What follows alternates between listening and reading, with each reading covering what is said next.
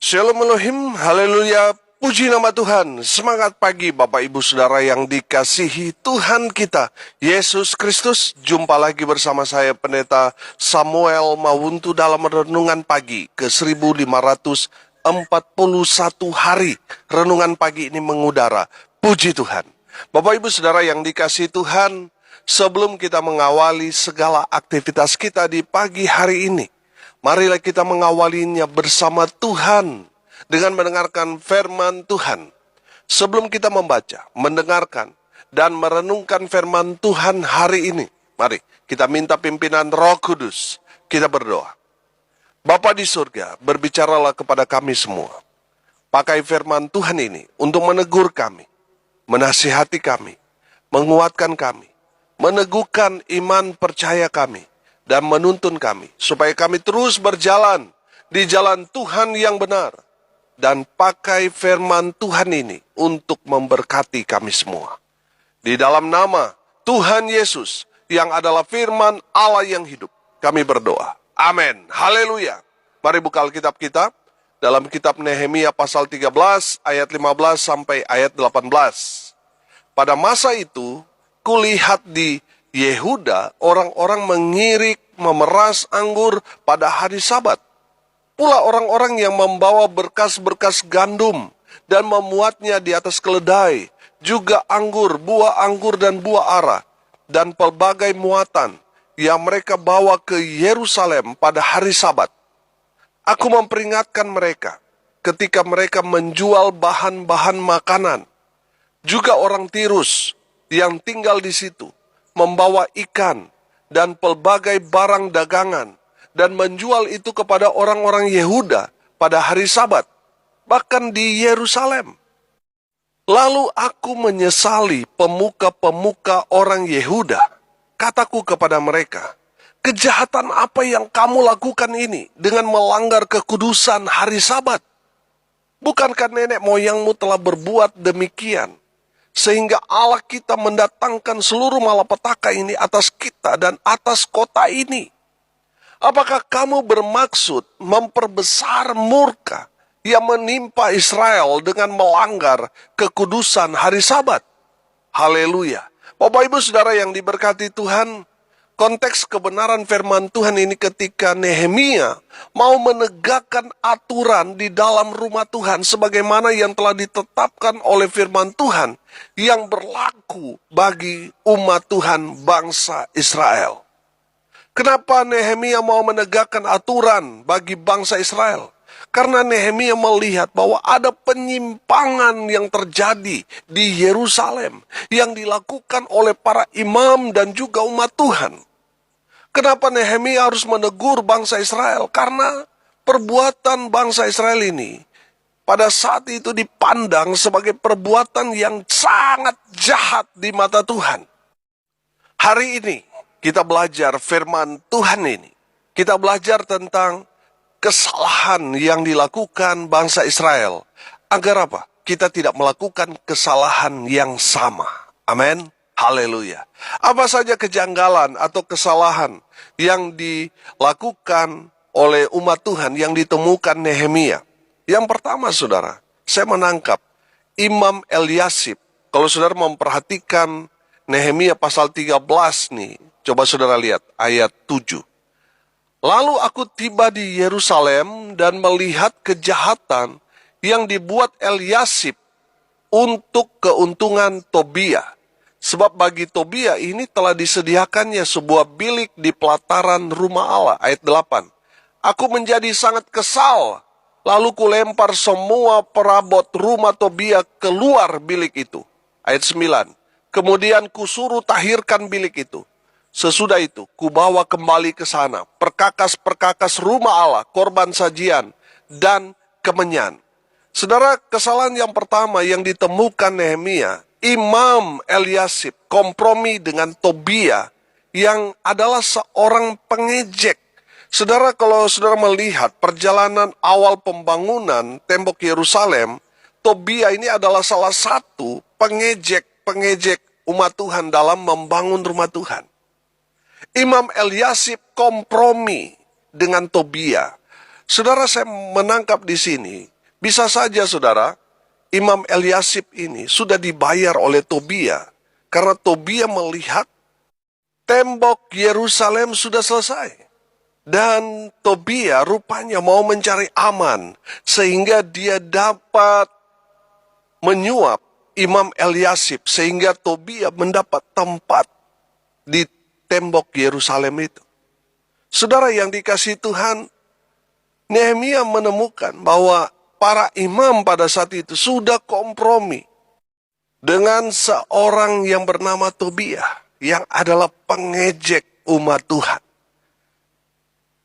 Nehemia melihat bahwa para imam yang seharusnya menuntun, membimbing umat Tuhan supaya mereka melakukan kebenaran, justru sudah sebaliknya. Mereka kompromi dengan penjahat.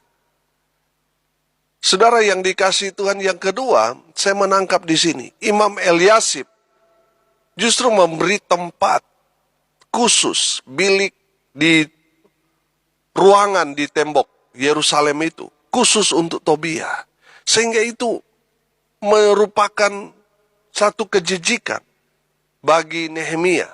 Karena Tobia ini adalah seorang pengkhianat, seorang pengejek.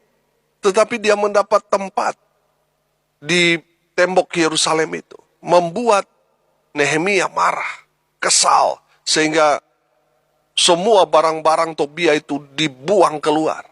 Saudara yang dikasihi Tuhan, hati-hati. Para imam, para hamba Tuhan, seleksi dalam memilih pengurus gereja. Jangan sampai karena sudah diberikan uang, akhirnya diberikan tempat. Saudara, ternyata yang mendapat tempat itu seorang pengkhianat. Saudara yang dikasihi Tuhan, kita tahu bersama, Tobia ini adalah seorang pengejek. Kalau saudara belajar dalam kitab Mazmur pasalnya pertama, ayat 1 saya bacakan buat kita sekalian.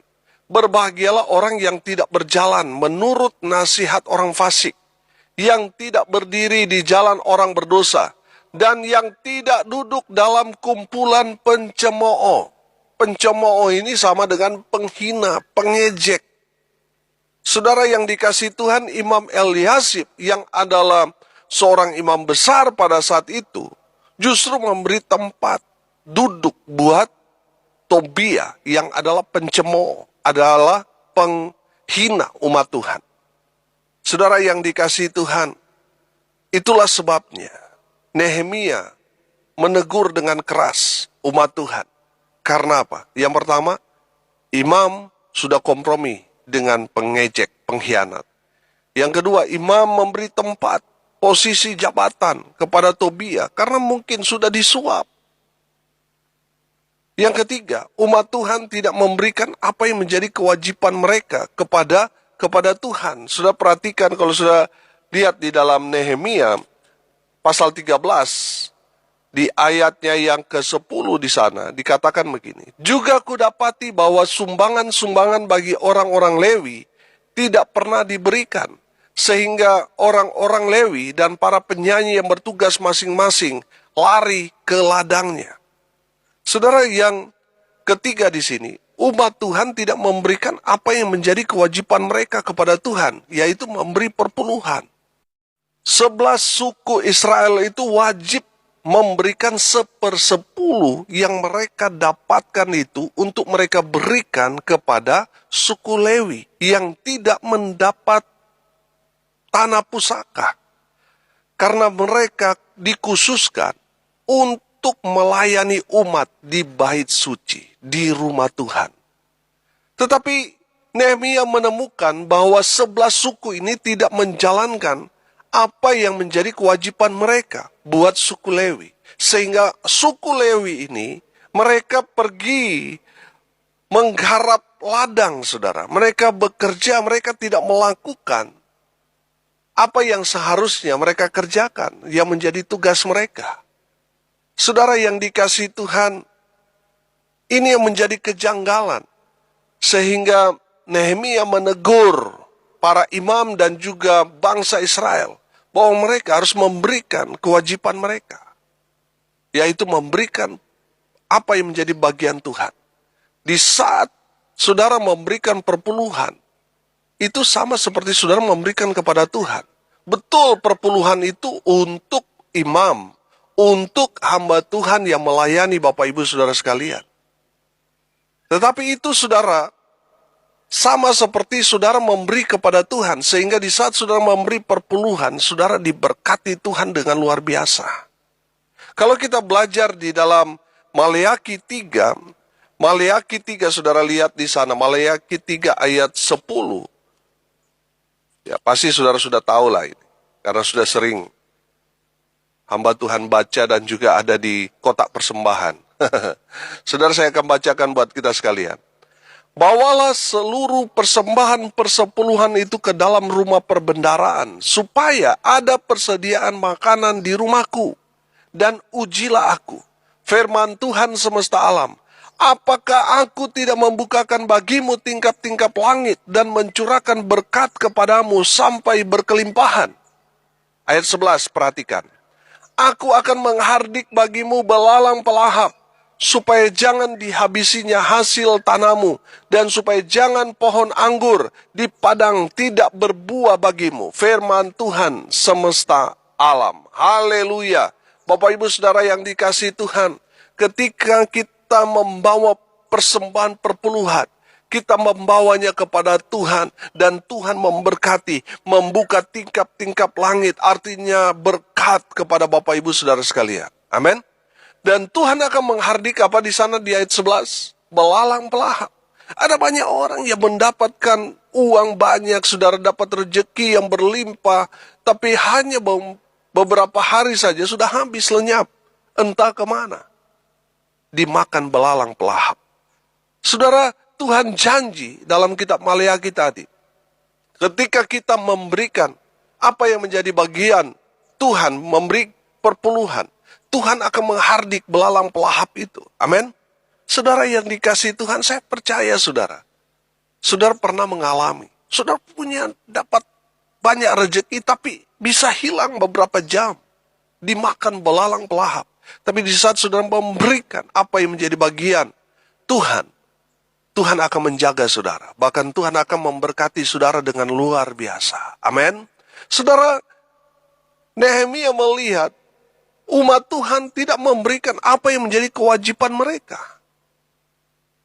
Dan Nehemia melihat ini kesalahan besar. Yang keempat, saudara, kejanggalan atau kesalahan yang ditemukan Nehemia di Yerusalem adalah umat Tuhan mengabaikan hari Sabat. Saudara yang dikasihi Tuhan, umat Tuhan tidak lagi mengenal hari untuk beribadah kepada Tuhan. Semua hari bagi mereka sama, sehingga mereka terus bekerja, mereka melupakan Tuhan. Inilah yang membuat Tuhan murka kepada mereka. Bapak Ibu Saudara yang dikasihi Tuhan, dalam firman Tuhan ini, Nehemia menemukan bahwa orang-orang Israel tidak lagi menjalankan ibadah mereka kepada Tuhan karena telah sibuk dengan usaha mereka, telah sibuk dengan pekerjaan mereka, sehingga mereka lupa kepada Tuhan, lupa beribadah. Israel lupa akan hukum Taurat yang keempat dalam Keluaran 20 ayat 8 sampai ayat 11 yang berkata, ingat dan kuduskanlah hari Sabat. Amin. Saudara, 6 hari lamanya umat Tuhan bekerja dan melakukan segala pekerjaan saudara. Tetapi hari ke-7 adalah hari yang spesial bagi Tuhan, hari Sabat. Maka jangan melakukan sesuatu pekerjaan. Engkau atau anakmu laki-laki atau anakmu perempuan, atau hambamu laki-laki atau hambamu perempuan, atau hewanmu atau orang asing yang di tempat kediamanmu. Sebab 6 hari lamanya Tuhan menjadikan langit dan bumi, laut dan segala isinya, dan ia berhenti pada hari ke-7. Itulah sebabnya Tuhan memberkati hari Sabat dan menguduskannya. Haleluya. Bapak Ibu Saudara yang dikasihi Tuhan, Allah kita adalah Allah yang pecemburu. Dia murka, dia marah kalau kita tidak beribadah kepadanya.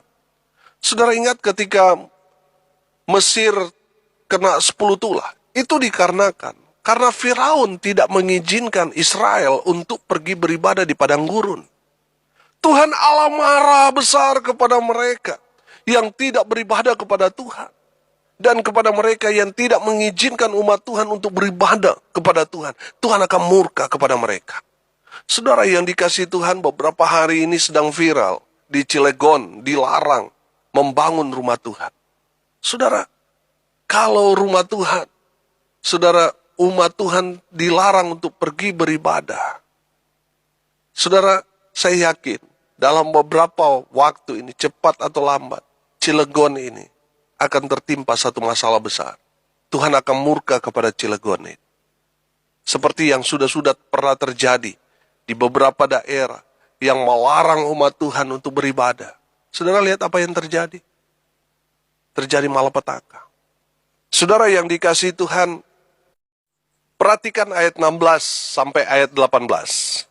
Juga orang Tirus yang tinggal di situ membawa ikan dan pelbagai barang dagangan dan menjual itu kepada orang-orang Yehuda pada hari Sabat, bahkan di Yerusalem. Lalu aku menyesali pemuka-pemuka orang Yehuda, kataku kepada mereka, kejahatan apa yang kamu lakukan ini dengan melanggar kekudusan hari Sabat? Bukankah nenek moyangmu telah berbuat demikian, sehingga Allah kita mendatangkan seluruh malapetaka ini atas kita dan atas kota ini? Apakah kamu bermaksud memperbesar murka yang menimpa Israel dengan melanggar kekudusan hari Sabat? Amin. Jangan anggap ini masalah sepele, saudara. Kalau saudara tidak beribadah kepada Tuhan, itu masalah serius. Kata firman Tuhan ini, kalau saudara tidak beribadah, itu adalah kejahatan yang besar di mata Tuhan yang akan mendatangkan malapetaka. Bapak ibu saudara yang dikasihi Tuhan, ada berapa banyak orang Kristen yang tidak lagi mau beribadah ke gereja. Akhirnya, nanti ada masalah baru cari Tuhan. Jangan nanti ada masalah baru saudara cari Tuhan. Baru mau ibadah, baru mau berdoa. Kalau sudah cacat, kalau sudah sakit parah, kalau sudah bangkrut baru cari Tuhan. Saya selalu katakan begini. Sebenarnya Tuhan itu tidak perlu kita. Kita yang perlu Tuhan. Amin. Kalau kita yang perlu, berarti kita dong yang cari Dia, cari Tuhan. Betul? Amin. Haleluya. Kalau kita yang perlu Tuhan, kita jangan banyak tingkah. Jangan sok. Jangan seolah-olah Tuhan yang butuh kita. Tuhan gak butuh orang yang kepala batu. Tuhan tidak butuh orang yang sombong dan bikin diri. Saudara yang dikasihi Tuhan, dengar baik. Kita yang harus datang kepada Tuhan dengan kerendahan hati. Kita yang harusnya datang dengan ketaatan. Haleluya. Jangan sampai kita berpikir, Tuhan kok yang perlu kita. Gereja kok yang perlu kita. Jangan. Sehingga kita nggak datang ke gereja atau kita pergi ke gereja seenaknya kita. Kita datang ke rumah Tuhan karena kita hanya perlu dukungan doa saja, setelah diberkati lupa Tuhan. Saudara, kalau perlu sesuatu ke orang, saya mau tanya saudara. Orang itu yang datang kepada saudara, atau saudara yang datang kepada dia? Kalau saudara perlu orang itu, pasti saudara yang pergi cari orang itu. Betul? Demikian juga dengan kita, dengan Tuhan. Kita yang harus datang kepada Tuhan. Amin. Saudara yang dikasihi Tuhan, kalau saudara lagi butuh sama orang itu, janjian jam 7, saya mau tanya. Karena saudara yang butuh sama orang itu, saudara berani nggak datang terlambat? Saya percaya saudara tidak akan datang terlambat. Amin. Pasti saudara akan datang 1 jam sebelumnya. Saudara yang dikasihi Tuhan, karena apa? Karena saudara yang butuh. Kalau saudara terlambat, bisa saja saudara nggak akan dapat apa yang saudara inginkan. Saudara, belakangan ini saya melihat orang Kristen itu bikin diri. Sepertinya Tuhan yang butuh dia. Sehingga dia ke gereja datang terlambat. Nggak datang gereja karena diajak teman untuk mancing, untuk lakukan ini dan itu, hobi mereka dan sebagainya. Ingat, saudara, kita yang butuh Tuhan. Bukan Tuhan yang perlu kita. Bukan, kita yang butuh Tuhan. Amin. Makanya kita harus datang kepada Tuhan. Haleluya. Saudara yang dikasihi Tuhan, saya sangat-sangat diberkati dengan kesaksian Eric Liddell. Eric Liddell ini adalah seorang atlet peraih medali emas lari 100, 200 sampai 400 meter di Olimpiade 1924 di Paris. Dia adalah seorang anak misionaris, seorang hamba Tuhan. Dia dibesarkan di tengah-tengah keluarga yang hidup takut akan Tuhan. Satu ketika, Eric akan bertanding di lari sprint dunia 100 meter yang menjadi andalannya. Namun, jadwal seketika berubah menjadi hari Minggu. Dan Eric Liddell mengambil keputusan untuk tidak mengikuti kejuaraan lari itu karena Eric Liddell mau beribadah kepada Tuhan. Eric tidak mau kompromi. Dan Tuhan benar-benar menyertai Eric Liddell. Amin. Karena hari Minggu dia tidak bisa ikut lomba lari 100 meter.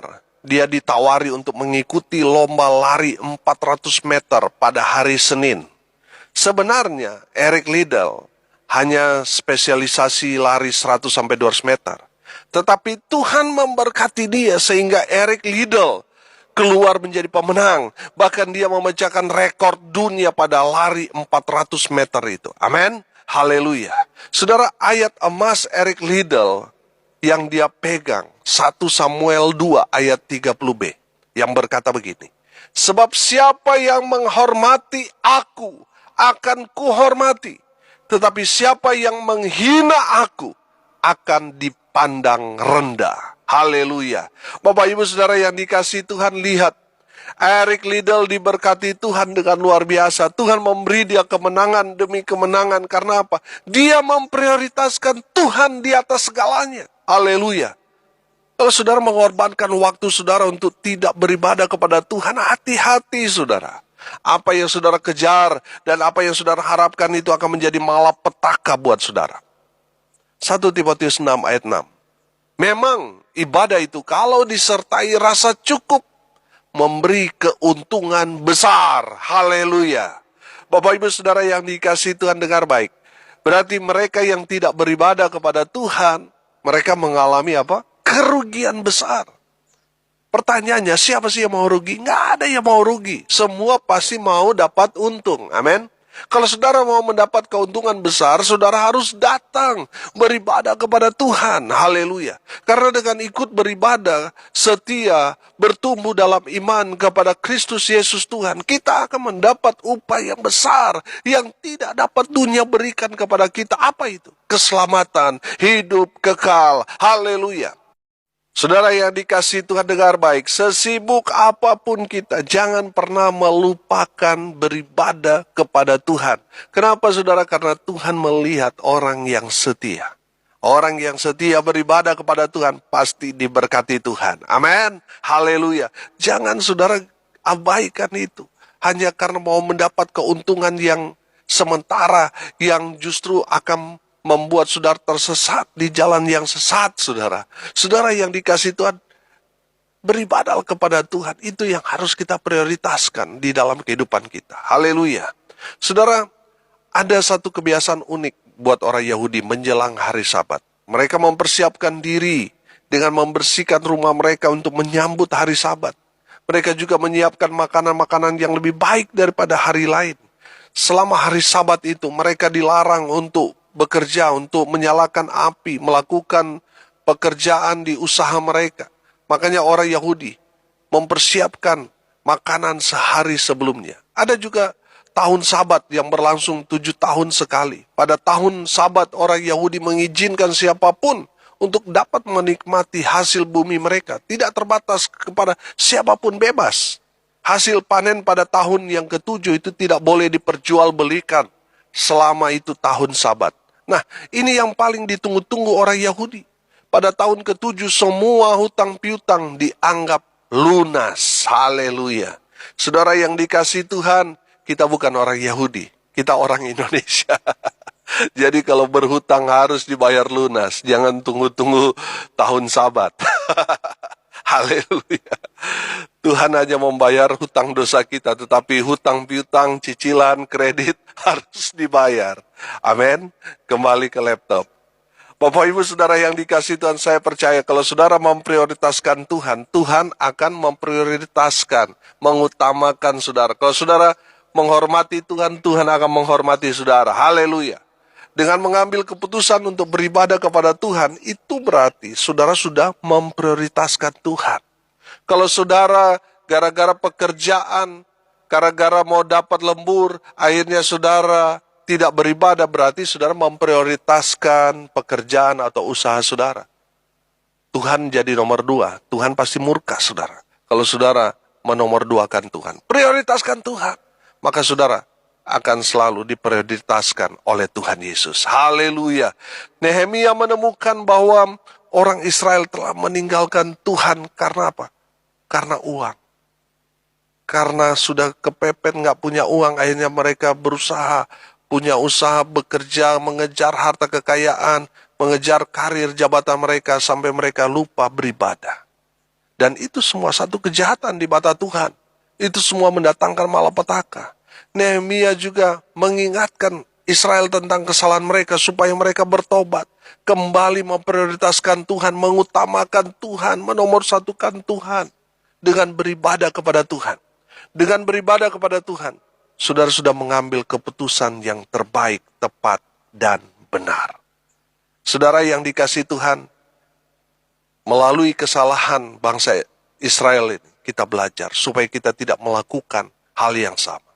Kita mau prioritaskan Tuhan di atas segalanya.